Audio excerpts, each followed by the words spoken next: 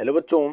तो आज की इस वीडियो में मैं आप लोगों को बताऊंगा कि समीकरण को जो है विलोपन विधि से कैसे हल करते हैं, क्योंकि ये आपके मन में बहुत बड़ा डाउट होता है कि विलोपन विधि से हम समीकरण को कैसे हल करेंगे।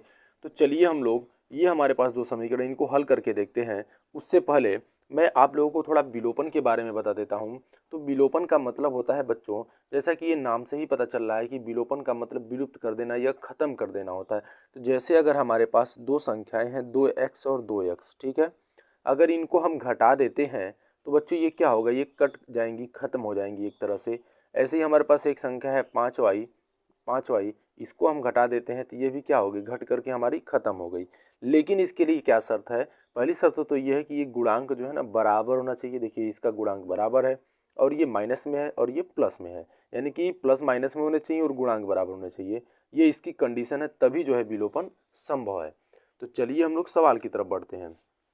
ये हमारा सवाल है 3x + 4y = 10। इसे हम बनाते हैं समीकरण नंबर 1। ये हमारा बन गया समीकरण 1। 2x - 2y = 2, ये इसे हम लोग बनाते हैं समीकरण नंबर 2। तो जैसा कि मैंने बताया है बच्चों, यहाँ पे हम विलोपन जब करेंगे तो x का भी कर सकते हैं विलोपन, y का भी कर सकते हैं विलोपन।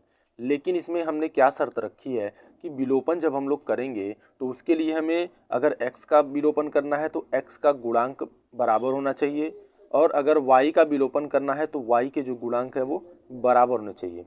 तो यहाँ पे हम देख रहे हैं कि दोनों के गुणांक अलग अलग हैं दोनों समीकरणों में। तो ऐसी स्थिति में हम लोग गुणांक को कैसे बराबर करते हैं, तो इसके लिए हम क्या करते हैं कि किसी से गुणा करते हैं और गुणा करके गुणांक को बराबर करते हैं। तो चलिए हम लोग इसको करके देखते हैं, ठीक है ना। तो यहाँ लिख लेते हैं हम लोग समीकरण 1 व समीकरण 2 से। तो बच्चों यदि हम लोग x को जो है हम लोग यदि विलोपन करना चाहते हैं x का, तो ये हमारा समीकरण नंबर 1 हमने लिख लिया है और ये हमारा समीकरण नंबर 2 है। अब यदि हमको x का विलोपन करना है तो x के गुणांकों को बराबर करना होगा। तो x का गुणांक देखिए यहाँ पे क्या है, 3 है और यहाँ पे क्या है, 2 है। तो गुणांक बराबर करने के लिए सबसे इजी ट्रिक है आपके लिए कि जो नीचे का गुणांक है ना उसको ऊपर वाले में मल्टीप्लाई कर दीजिए और जो ऊपर का गुणांक है उसे नीचे वाले में मल्टीप्लाई कर दीजिए। यानी कि यहाँ पे हम क्या करेंगे, 2 से मल्टीप्लाई कर देंगे और इस वाले में क्या करेंगे हम लोग, 3 से मल्टीप्लाई कर देंगे, ठीक है ना। अब इसके बाद हम लोग इसका मल्टीप्लाई कर देते हैं तो ये 6x हो जाएगा, फिर ये 8y हो जाएगा, फिर ये 10 दूनी 20 हो जाएगा, 2 से मल्टीप्लाई हो गया। फिर ऐसे ही 3 से मल्टीप्लाई करेंगे, 3 दूनी 6x हो गया, फिर ये 3 दूनी 6y हो गया और फिर उसके बाद जो है हमारा 3 दूनी 6 हो गया। ये हमारा बन गया।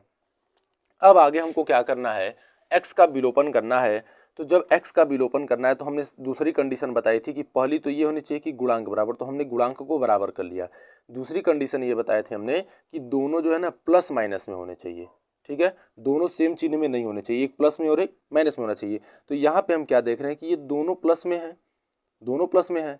तो एक को अगर माइनस करना है तो हम क्या करेंगे, इसके लिए हम क्या कर देंगे, इनको घटा देते हैं, घटाने पर, ठीक है ना, इन दोनों को हम घटा देते हैं। तो प्यारे बच्चों घटाने में हम क्या करते हैं, चिन्ह को बदल देते हैं। तो ये प्लस में है तो यहाँ माइनस आ जाएगा, ये माइनस में है तो ये प्लस में हो जाएगा। भाई जब इसका हम चिन्ह बदल रहे हैं तो इसके पड़ोसी का भी चिन्ह बदलना ही होगा, ठीक है। फिर इसके बाद ये प्लस में है तो ये माइनस में हो जाएगा। अब देखिए ये प्लस माइनस यहाँ से इसका विलोपन हो गया, 8 और 6 जुड़ जाएंगे, दोनों प्लस में है तो 14 हो जाएगा। और फिर यहाँ से देखिए 20 में से 6 घट जाएगा क्योंकि यहाँ प्लस है यहाँ माइनस है, तो 14 हो जाएगा। और बड़ी संख्या 20 है, 20 के आगे प्लस है तो ये प्लस ही रहेगा। तो y का मान बच्चों यहाँ से क्या निकल के आ गया, अब y का मान निकालते हैं तो ये 14 हो गया, ठीक। अब ये 14 कहाँ जाएगा, ये 14, तो ये 14 जो है यहाँ गुणे में है, जब हम लोग इस साइड में भेजेंगे तो ये भाग में हो जाएगा, यानी कि बटे में हो जाएगा और इस तरह से कट के 1 हो गया तो 1 आ जाएगा। y का मान बच्चों क्या मिल गया, 1 आ गया, ठीक है। तो चलिए अब y का मान हमें प्राप्त हो गया। तो आशा करते हैं यहाँ तक तो आपको समझ में आ गया होगा। यदि यहाँ तक समझ में आ गया है तो एक बार वीडियो को लाइक जरूर करें और कमेंट बॉक्स में हमें कमेंट करके जरूर बताएं। अब इसके बाद हम लोग y के मान को प्राप्त कर लिए हैं, अब हम लोग निकालेंगे x के मान को। तो x के मान के लिए हम क्या करते हैं कि y का जो मान होता है, y का मान समीकरण 1 में या समीकरण 2 में रख लेते हैं। तो चलिए हम लोग समीकरण 1 में ही रख देते हैं। समीकरण 1 में रखने पर, ठीक है, तो जब समीकरण 1 में रखेंगे तो हमारा समीकरण नंबर 1 आप देख पा रहे हैं ये है 3x + 4y = 10। ये समीकरण नंबर 1 है। तो y का मान हमने 1 प्राप्त किया, तो इस y के जगह पे 1 रख देना है। तो ये हमारा यहाँ पे क्या लिखेंगे, 3x प्लस 4y है तो 4 गुणे हम 1 लिख देंगे, ठीक है। और उसके बाद हम बराबर में 10 लिख लेते हैं। 3x प्लस 4 का 1 में गुणा होगा तो 4 1 4 हो गया, बराबर में 10 हो गया। 4 को हम लोग 10 की तरफ भेजते हैं तो ये क्या हो जाएगा, 10 माइनस 4 हो जाएगा, क्योंकि इधर ये प्लस में है, दूसरी तरफ जाएगा तो माइनस में हो जाएगा। अब इसके बाद जो है तो 10 में से जब 4 घटेगा तो 6 बचेगा, ठीक है।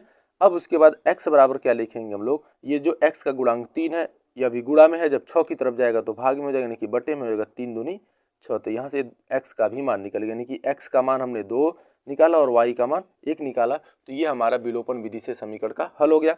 तो आशा करते हैं कि ये चीज़ भी आपको समझ में आई होगी। तो यदि समझ में आ गई है तो कमेंट करके हमें एक बार ज़रूर बताएं। धन्यवाद।